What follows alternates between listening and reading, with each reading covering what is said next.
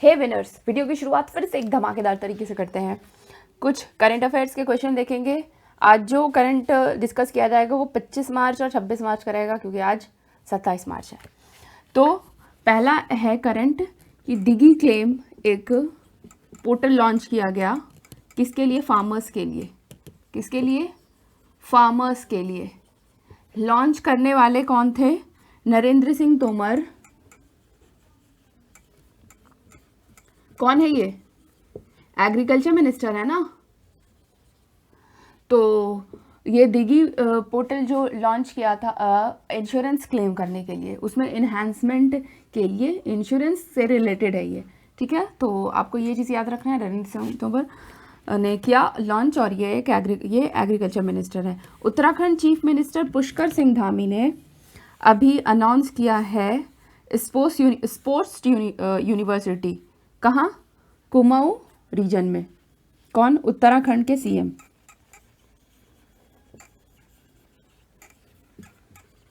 पुष्कर सिंह धामी।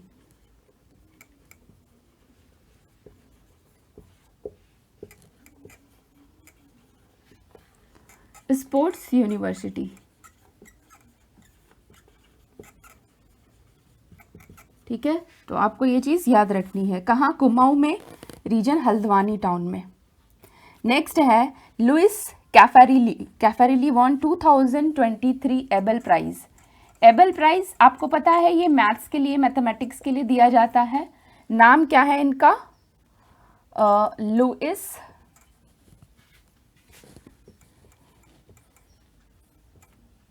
कैफारेली। आपको ये ऐसा मिथ होगा कि आरआरबी जेई में, ये मतलब रेलवे के एलपी ये सब में ना इंटरनेशनल क्वेश्चन नहीं पूछते हैं, लेकिन आपको याद रखना है। क्यों? क्योंकि पूछ भी सकते हैं, क्योंकि ये मैथमेटिक्स के लिए प्राइस दिया गया है। ये एबल प्राइस किसके लिए होता है? मैथ्स के लिए दिया जाता है। और इनने कौन सी जो theory for the non linear partial differential equation, ठीक है, non linear partial differential equation के लिए इनको जो है एबल प्राइज से सम्मानित किया गया है 2023 का, ठीक है।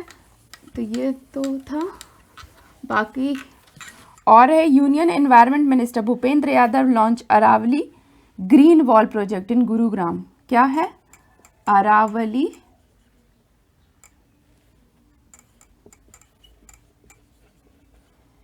Green wall project.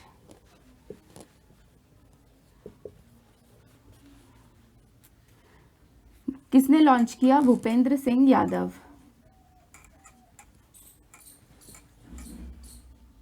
Bhupendra Yadav union environment minister है ये। Union environment. आपको ये चीज़ याद रखना है, ये किन्हों ने लॉन्च किया है, ठीक है, और ये क्या प्रोग्राम था? Aravalli green wall project. Next है माँ Sharda Devi temple has been virtually inaugurated by the Amit Shah ने माँ शारदा देवी टेम्पल इनॉग्रेट किया।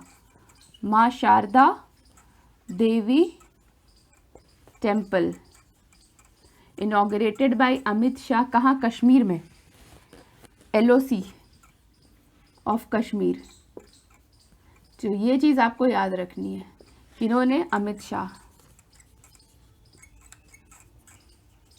ठीक है। तो ये इतना था करंट अफेयर आज का। बायोलॉजी से न्यूक्लियस, ठीक है।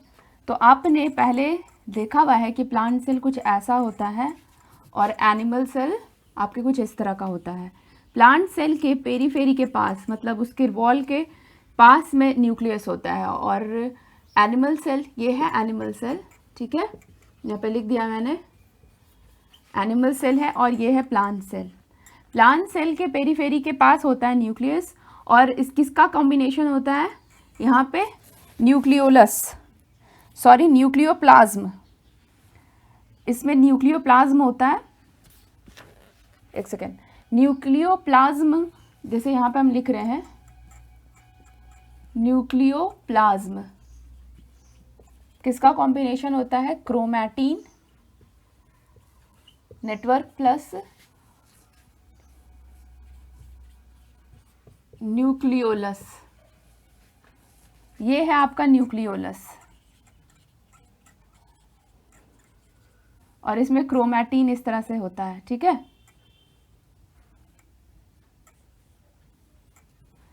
तो जब ये जो बीच वाला पोर्शन है ना, इसको सेंट्रोमियर कहते हैं।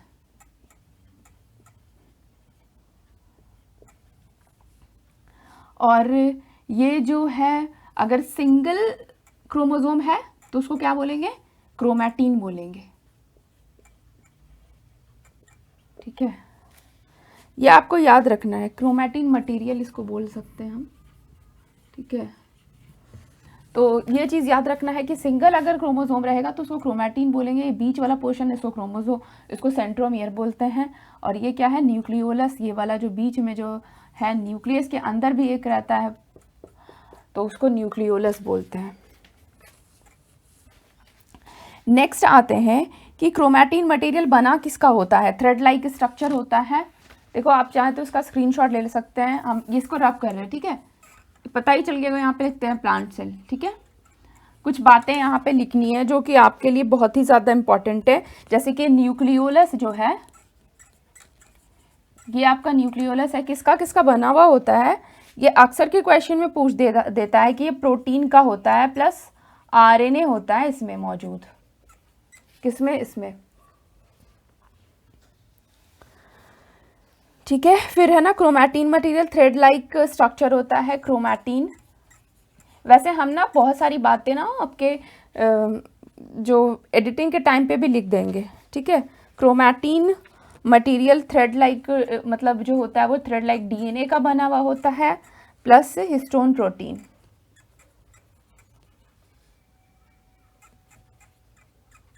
तो आपको ये याद रखना है। फंक्शन क्या है, इसको control room of the cell भी बोलते हैं, क्या बोलते हैं, कंट्रोल रूम ऑफ सेल बोलते हैं।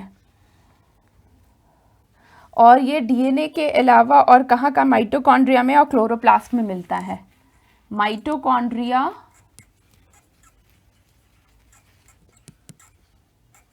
एंड क्लोरोप्लास्ट, ठीक है। तो आपको याद रखना है ये सब।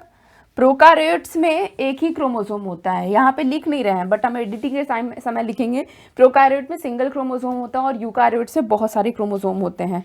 अब न्यूक्लिक एसिड की बात करते हैं। न्यूक्लिक एसिड जब मौजूद होता है, यहाँ पे हम इसको रब कर करके लिख रहे हैं, कुछ बात है इंपॉर्टेंट है, ठीक है। तो वो अगर हम लिखते हैं ना कि न्यूक्लिक एसिड जो होता है वो किसका बना हुआ होता है, नाइट्रोजन बेस, डाईऑक्सीराइबोस शुगर और फॉस्फेट ग्रुप।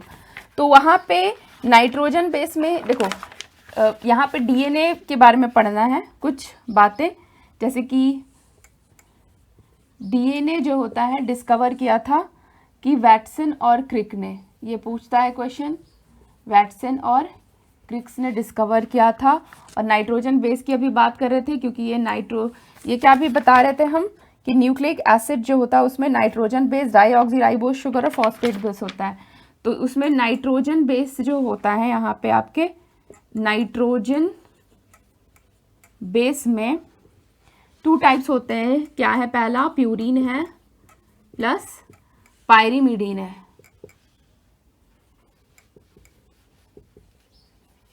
ठीक है। तो प्यूरीन के अंदर में आता है एडिनिन प्लस गुआनिन, और पायरीमिडीन के अंदर आता है, पायरीमिडीन है ना, उसके अंदर आता है आपके थायमीन और साइटोसिन। और ये बात हो रही है आपकी डीएनए के अंदर। अगर डीएनए के अंदर हम कंसीडर करेंगे ना तो ये सारी आएगी। तो इसके साथ ये पेयर बनाता है 80, देखो एडेनिन थायमीन के साथ, गुआनिन साइटोसिन के साथ पेयर बनाता है। तो आपके लिए ये चीज़ ना आपके यहाँ पे इंपॉर्टेंट हो जाता है, किस में हम डीएनए की बात कर रहे हैं केवल। और अगर हम आरएनए, देख लो आप अच्छे से देख लो, स्क्रीनशॉट भी ले लो, नाइट्रोजन बेस की बात कर रहे हैं, डीएनए का जब डिवीजन हो रहा है ना प्यूरीन और पायरीमिडीन का, तो किस तरीके से हो रहा है। और इन केस ऑफ जब हम आरएनए बात करेंगे, देखो आरएनए कर देते हैं यहाँ पे, तो अब थायमीन की जगह पे यूरासिल हो जाता है। क्या हो जाता है? यूरासिल हो जाता है।